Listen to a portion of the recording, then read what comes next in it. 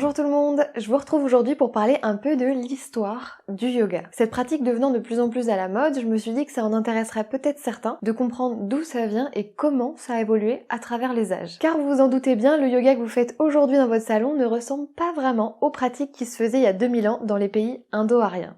Et oui, les traces du yoga remontent à plusieurs millénaires. C'est difficile de dire à quand exactement, puisque pendant longtemps, la transmission se faisait de façon orale, donc on a relativement peu de preuves historiques sur cette période. Les premières traces écrites qu'on a du yoga, on la doit à un auteur un petit peu mystérieux appelé Patanjali. Je dis un peu mystérieux parce qu'on n'a jamais réussi à déterminer si c'était une seule personne ou plusieurs qui ont rédigé cet ouvrage qu'on appelle les Yoga Sutras. Ces fameuses Yoga Sutras, c'est quoi? C'est un recueil de 195 aphorismes, autrement dit des phrases brèves, qui résument l'essence du yoga. Ce livre a été écrit en sanskrit, la langue des Indiens à cette époque, qu'on peut un peu comparer à notre latin pour notre civilisation. Il existe donc plusieurs traductions de ce livre, généralement toujours accompagnées d'explications de la part du traducteur, parce que le sanskrit étant une langue très complexe, certains mots sont parfois traduits de façon différente selon comment on les interprète. Il est écrit dans le deuxième aphorisme que le yoga est la suspension, la mise au repos de l'activité psychique et mentale. Il aurait donc finalement un objectif d'atteindre une forme de clarté du mental, de calme, le fait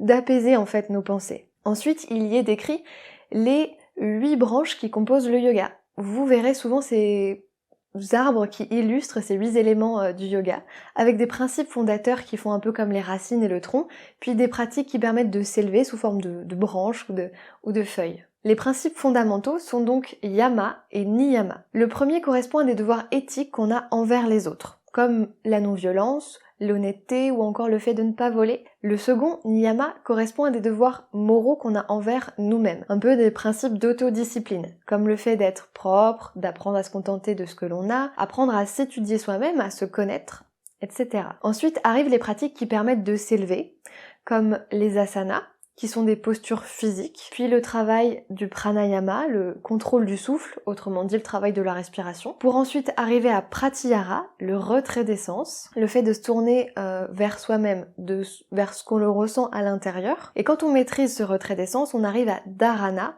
un état dit de concentration, puis dhyana, la méditation. Tout ça dans le but ultime d'atteindre samadhi, la libération, une forme d'état d'unité entre son âme et le divin. À ce moment-là, la pratique du yoga est donc plus orientée sur un plan spirituel, méditatif.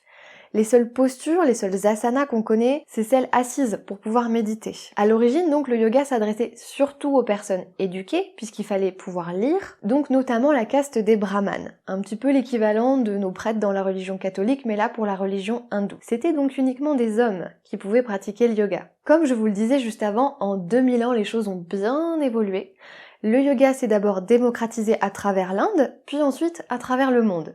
Et ironiquement, aujourd'hui, c'est plutôt les femmes qui pratiquent le yoga, en tout cas en Occident. Le yoga moderne, aussi appelé yoga postural, yoga intégral, hatha yoga, enfin peu importe le nom qu'on lui donne, le yoga tel qu'on le connaît aujourd'hui en Occident est en fait beaucoup plus récent. On le doit au grand maître yogi Tirumalai Krishnamacharya. C'est un des premiers qui va développer l'aspect postural du yoga, en enchaînant les asanas de façon spécifique et en leur attribuant une valeur thérapeutique. Il aura un certain nombre de disciples durant son existence, dont certains qui ont par la suite créé leur propre courant de yoga et ont exporté leurs connaissances dans d'autres pays.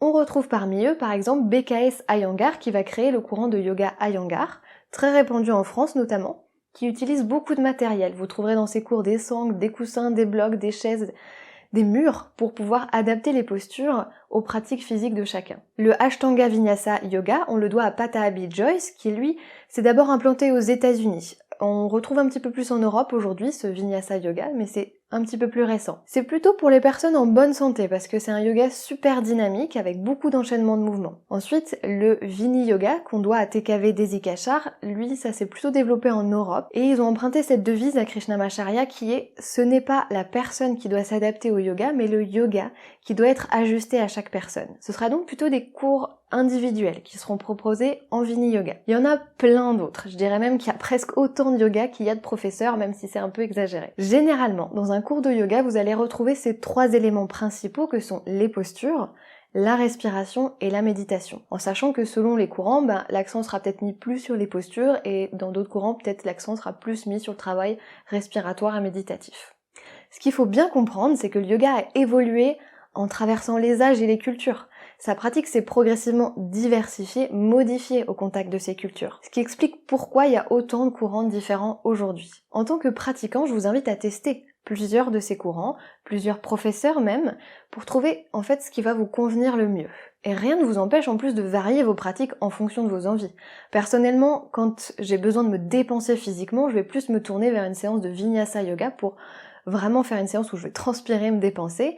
Puis quand j'ai un peu plus de temps, je me tourne vers du Iyengar où je travaille vraiment dans le détail ma position et mes postures. En résumé, sachez que le yoga que vous pratiquez n'est en rien un art millénaire qui s'enseigne toujours de la même manière depuis des générations et des générations. C'est une pratique qui a énormément évolué au cours de l'histoire et qui a emprunté des notions philosophiques, éthiques, techniques à plein de cultures différentes. Alors ne cherchez pas à pratiquer le yoga original, il n'existe plus aujourd'hui, mais cherchez plutôt à pratiquer un yoga qui vous correspond. Je m'arrête là pour aujourd'hui, j'espère que vous aurez appris des choses. Je vous dis à très vite pour de nouvelles vidéos et d'ici là, prenez soin de vous.